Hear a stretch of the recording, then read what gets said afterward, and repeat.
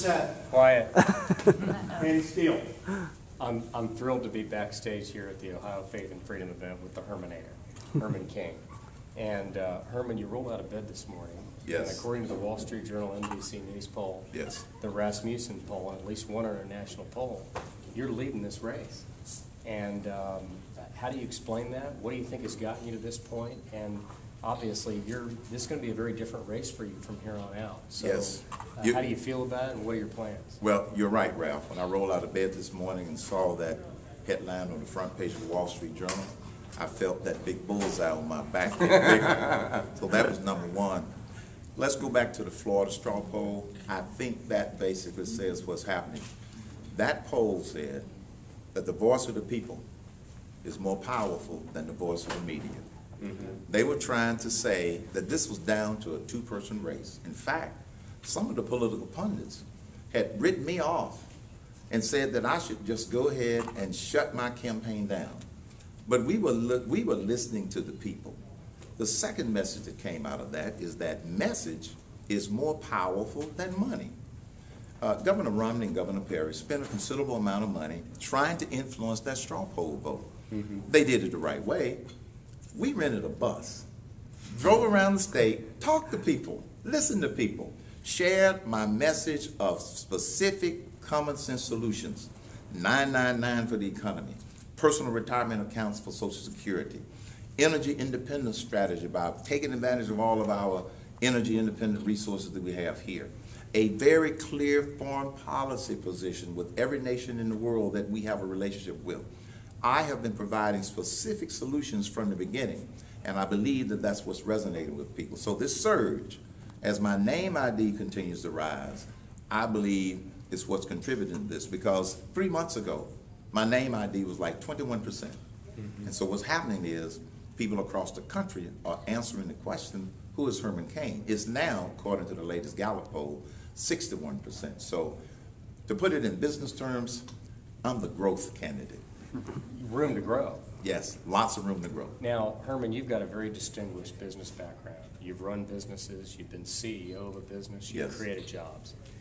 You got 14 million people out of work in the United States, 500,000 just here in Ohio. Yes. Another 9 million who either are working part-time because they can't find full-time or they've given up. Whether it's 999 or your other plans, what does your proposed policies do to get those people back to work and create a spark for this economy? The reason that we developed such a bold plan with 999 is because America can't wait. Those 14 million people can't wait. Unfortunately, they're not going to get any relief between now and 2013. The 999, I plan to pass within the first 90 days of my administration. The politicians say you can't do it, but that's the difference between a politician and a problem solver. I don't put together plans that can pass. I put together plans that can solve the problem. And so when we boost this economy, and it's been scored, it's been scored by Fiscal Associates that says that we are going to put 6 million people back to work, businesses are going to start to grow again, the unemployment rate is going to be cut in half. So the hope for people is if they can hang in there and hold out until I become president. And as soon as I get elected and people know that I'm adamant about passing 999, businesses are going to feel some certainty and they're going to get in a growth mode. I served on boards for the last 20 years.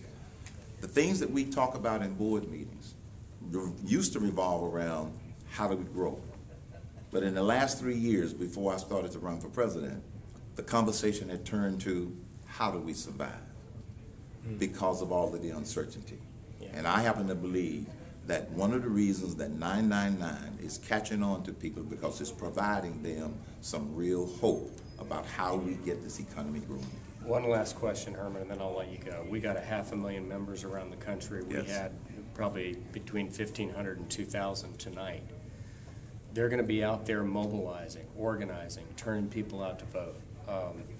What do you say to them and other members of the Faith and Freedom Coalition about what they should be doing and why this work is so important?